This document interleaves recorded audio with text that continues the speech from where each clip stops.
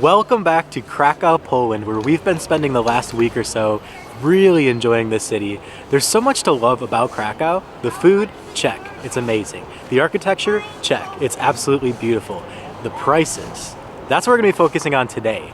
And I have right here 100 Polish Zloty. Poland has their own currency, much like a lot of the countries we've been to this year. This is actually the 12th currency we've used this year. The Polish Zloty is equal to around a fifth of the US dollar, so around 20 cents per Polish Zloty. So 100 Zloty is equal to around $20.50 US. We're gonna go around Krakow today and see how far 100 Polish Zloty can get us in one day. So of course we had to start our day with an obwarznik. If you watched our Polish food tour, you'll know what this is. This cost us 250 Zloty and we couldn't pass up that price. Seriously, the obwarznik has to be one of the greatest values in the world. I'm not even saying it's amazing, it's very much okay, like right in the middle. But to think this is like 49 cents. I don't even think I can buy anything for 49 cents in the US. These are the most affordable snack here in Krakow. Basically a hybrid between a pretzel and a bagel. If you're interested in more details on obwarznik, check out our Polish street food tour. Okay, we are off to a great start. That should tide us over to at least the middle of the day. We are 250 down, 97.50 to go. We're gonna have to figure out what to do today. And there are some things that we just are not gonna be able to do. Just because Krakow is incredibly affordable does not mean that everything is incredibly affordable. Like any European city, you are gonna find some tourist traps. They're mostly gonna be in the main square. So let's tick off a few things just in the main square right away. The horse carriage ride. We are not gonna be able to do the horse carriage ride. It looks so fun, it's so romantic. In a perfect world, that's exactly how I'd want to spend the afternoon in Sydney, but we just can't afford it. It's 300 Zloty, which is 3 times what we have for the day. Another thing that's absolutely off the table for us is lunch or dinner and a cocktail within the square. All of those restaurants are marked up. It's such a beautiful square everywhere you look. It's actually the largest square in Europe, so they definitely use that to their advantage. If you're gonna dine there, you're gonna be paying extra. And a meal for both of us is probably gonna be over 100 Zlotys. In fact, we had lunch there the other day, not dinner, lunch, and it was 118 Zloty for both of us. So that's not gonna be doable today, unfortunately. The funny thing is, even that's not that bad when you really think about it. What we've really noticed during our time in Krakow is that it's not even necessarily a budget option when it comes to a travel destination. It's actually just the greatest value we've ever had. Because a budget option inherently suggests that you're giving up some of the quality. Well, the quality is top-notch here in Krakow, but there's still so many things you can do for absolutely nothing. This list includes a walk through Ponty Park, which has become one of our favorite areas just to hang out, drink a coffee, sit on the bench and enjoy the fall leaves. Ponty Park completely surrounds the old town. It used to be a moat that protected this settlement, and it is absolutely stunning. Totally free to walk through there. Another thing is the castle. If you go to the Wawel Castle, you do not have to pay a dime to get into the structure. Now, if you want to go to the cathedral, which is kind of the main attraction in the castle, you will have to pay, I believe it's 20 or 40 Zloty, I don't remember specifically. But to get into the castle complex itself and see the amazing views over the river, completely free. And another must-see tourist attraction that usually you have to pay for, but luckily today it's free admission on Monday, Schindlers Factory. We're gonna go check that out right now.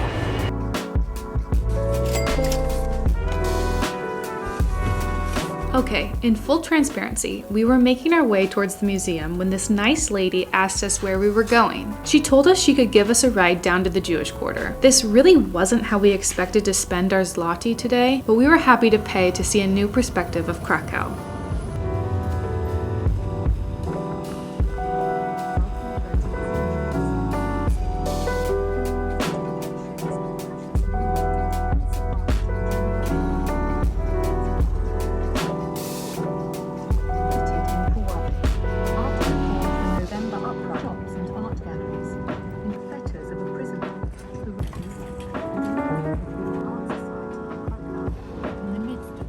She also provided us with some facts about Kazimierz, the Jewish district located south of the Old Town. Before World War II, there were about 64,000 Jews living in Krakow, working as bankers, merchants, and owners of popular restaurants. Since 1939, they were displaced from Krakow and forcibly removed from their homes and relocated to the ghetto, completely cut off from parts of the city. Starvation, death, and misery followed. Most who survived were killed during the liquidation of the ghetto or moved to concentration camps, where chance of survival was close to none.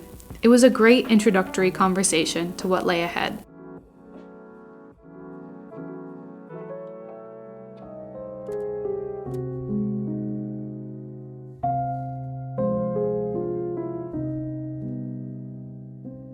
The museum at Schindlers Factory blew away all of our expectations, and I would say it is a must on any Krakow itinerary. We knew the story of Oskar Schindler and the Jews that he saved that worked at his enamel factory. Steven Spielberg's movie alone makes that story very famous. However, we had no idea that this museum actually covers absolutely everything from the Nazi invasion of Poland in 1939 all the way up to what life was like in Krakow, particularly in the Jewish ghetto, which is where we are now. This was the main square of the Jewish ghetto, and it actually separated the two of them, Ghetto A and Ghetto B, and some of the worst atrocities were committed right in this square, including mass executions. The visit to this museum is very heavy, it's very hard to take in all of this information, but it's also really enlightening as far as how much happened right here in Krakow. Because of the fact that there was such a huge Jewish population here before the Nazi invasion. In fact, a quarter of the population was Jewish post-World War I. I mean, we're talking about tens of thousands of Jews here in Krakow. And the fact that the Nazi forces came in here, completely took it over, and the fact that Auschwitz, which was the largest concentration camp, is just a short drive from where we are in Krakow. We are truly an epicenter of the Holocaust and the atrocities committed against the Jewish people. This museum is extremely informative, and there's just so much information to take in. Make sure you have at least a couple hours. We were kind of expecting this to be just talking about the Oskar Schindler story and seeing some of the artifacts from when it was an enamel factory, but it's so much more expansive and extensive than that. It does an excellent job of highlighting what life was like here. I mean, we truly can't even imagine what it was like to be Jewish here in Krakow, Poland in the 1930s and 1940s. It was a living hell, and we're so glad that we were able to take in that tour, especially being a Monday. We got free admission. We definitely splurged on the golf cart ride. That was the biggest expense of the day by far, but the fact that we got that amazing experience at the museum for free makes us feel a little better about spending that cash. But now we are very hungry, and we're gonna have to be savvy about how we spend our last few zloty.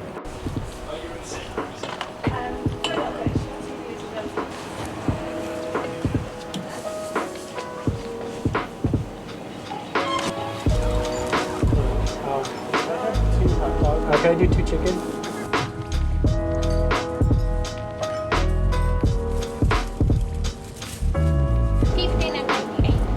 And 1 zloty, maybe?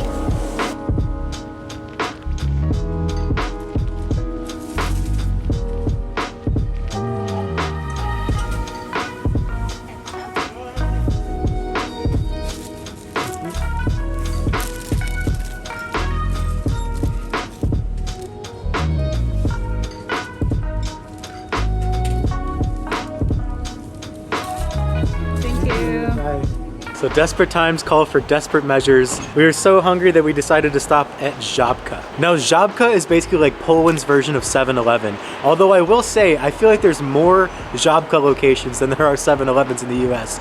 You can't go 2 blocks without finding one of these. They're absolutely everywhere, and when you're in a pinch, it's exactly what we need.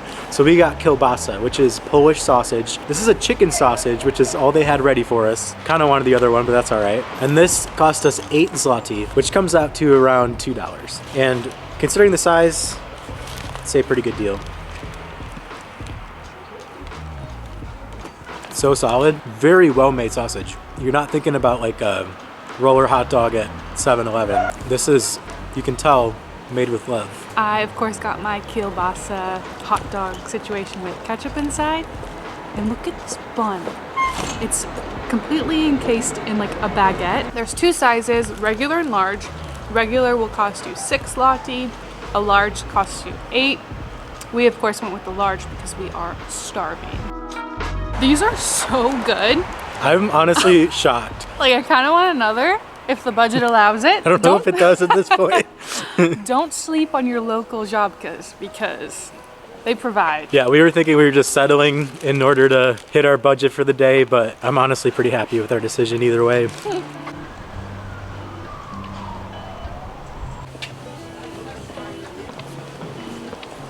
The sun has gone down and the nightlife is starting to spill out onto the streets a little bit here in the old town of Krakow. We still have about 40 zloty apiece. We're at 39.50 after our lovely golf cart ride, our aversion act this morning, and of course our Polish kielbasa. But with that said, we really haven't had that much food today. So with that 39.50, we're gonna see how much we can buy at the milk bar.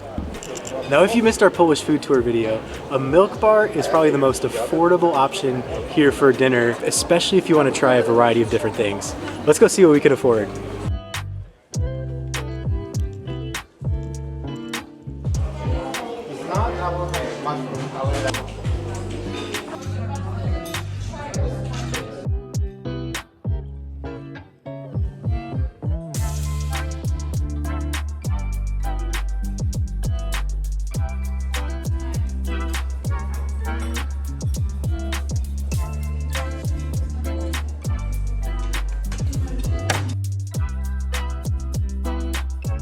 Pierogies and potato pancakes. That is a truly special Polish meal right there. And considering it only cost us 32 zloty each, we are left with 750. Now what are we gonna do with that last 750?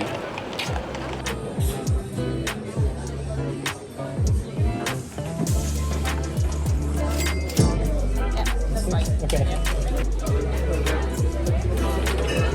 Much more bun inside there. No zdrowie.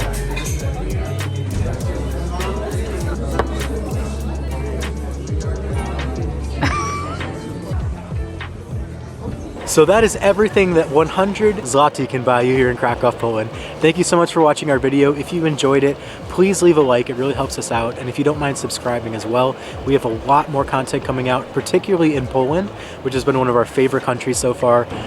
So really excited to release that as the year goes on. Also, if there's any cheap activities that we missed here in Krakow, if you're from here or if you visited before, if there's anything, free activities, fun things to do that we missed, be sure to leave that in the comment section below. Thanks again, and we will see you next time.